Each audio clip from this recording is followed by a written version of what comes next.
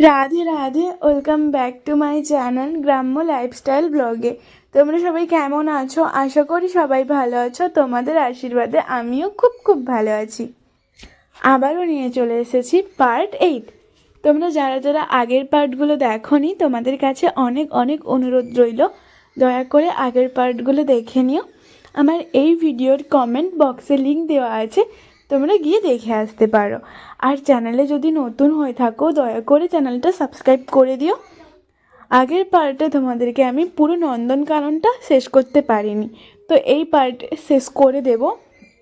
কারণ নন্দনকাননের ভিডিওগুলো না অনেকটা বড়, আর পশু পাখি অনেকই ছিল, তো তাই জন্য সবগুলো করতে গিয়ে অনেকটা বড়, তো তাই জন্য একসাথে দিতে পারিনি। স্বাভাবিক একসাথে এত বড় দিলে বোরিং হয়ে যাবে তোমরা সবাই, এবং এমনকি আমিও হয়ে যাব, তাই জন্য এতটা আমি দিইনি।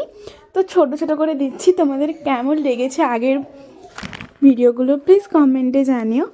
আর চ্যানেলে যদি নতুন হয়ে থাকো, আবারও বলছি চ্যানেলটা সাবস্ক্রাইব করে দিও। তো চলো বেশি দেরি না করে, তোমরা এই যে দেখো এখানে একটা সাপ, মানে এই সাপটা ছিল তোমরা দেখেছো, ওটা হচ্ছে অজগর সাপ। কীভাবে মানে ঝরিয়েছিল, তো শুয়েছিল, যাই হোক। আর এখানে একটা সাপ ছিল, তবে বোঝা যায়নি। আর এইখানে কাঁচটাও না তেমন একটা পরিষ্কার নয়, তোমরা দেখো বুঝতে পারবে, একটু ঘোলা ঘোলা আছে, যার কারণে ঠিক মতন ওঠেনি।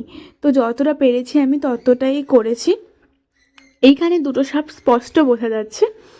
একটা সাপ ওই যে দেখো তোমরা দেওয়ালের ওপরে উঠে আছে, আর একটা সাপ এই যে ওদের ঘর করা আছে পাথর দিয়ে, ওদের ঘরের ওপরেই শুয়ে আছে। খুব সুন্দর লাগছে দুটো সাপকে, তোমরা দেখো এই দুটো সাপ একেবারে স্পষ্ট আসছে, খুব সুন্দর লাগছিল। আমার তো সেই সময় মানে আমি নিজে চোখে দেখেছি, আর তোমরা এখন ভিডিওতে দেখছো। তবে আমার সত্যি অভিজ্ঞতা অনেক হয়েছে, অনেক পশু পাখি দেখেছি, অনেক মন্দিরও ঘুরেছি, সেই সব কিছু তোমাদের সাথে শেয়ার করব, তবে ধীরে ধীরে।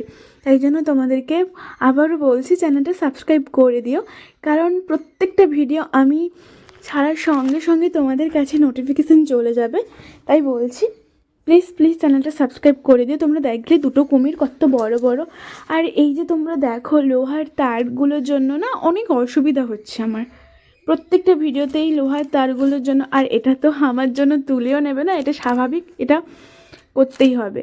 যাই হোক, তো এইখানে তোমরা দেখো দুটো জলহস্তী আছে, আমি ক্যামেরাটা জুম করে তোমাদেরকে সেই সময় জুম করেছিলাম। আবারও তোমরা দেখো ভালো করে, আর জলগুলো দেখো তোমরা কত বড় দিঘি, মানে পুকুরও বলতে পারি দিঘিও বলতে পারি, এত বড় যেহেতু তাই আমি দিঘি বলছি। আর জলগুলো সত্যি কত ফ্রেশ ছিল, মানে জলটা এতটাই ফ্রেশ ছিল কি বলবো। তোমরা দেখো, আর এইখানে দেখো কতগুলো হরিণ, খুব কিউট কিউট লাগছিল। তোমরা দেখো কতগুলো, মানে একসঙ্গে অনেকগুলো হরিণ শুয়ে আছে, এই যে দেখো তোমরা।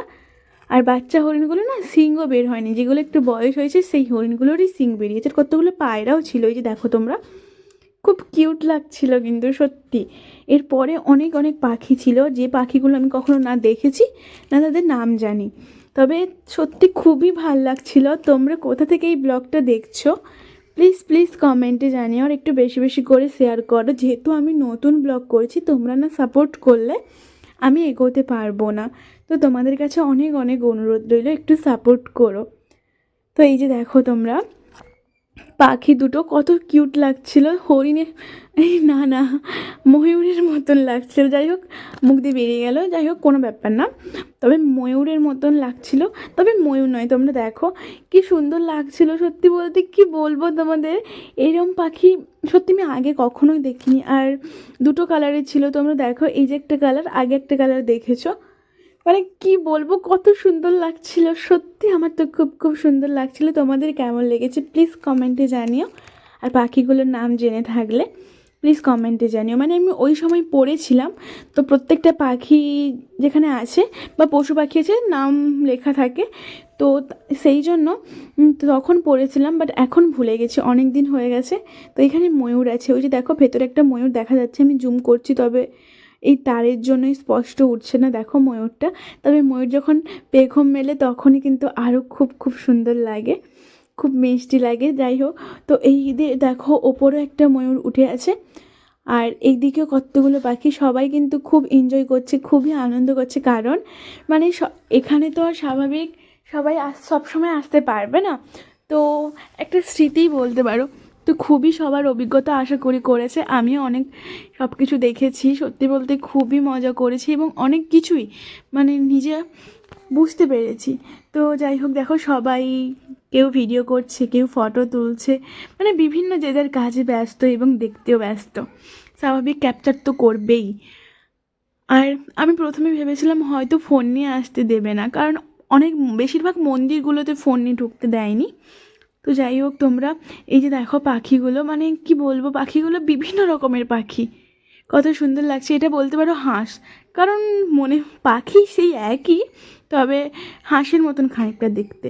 আর এই যে দেখো পাখিগুলো, সত্যি বলতে নাম না জানাই পাখি, আমি নাম কোনো পাখিরই নাম জানি না, তো যে নামগুলো জানি সেগুলো বলেছি আমি।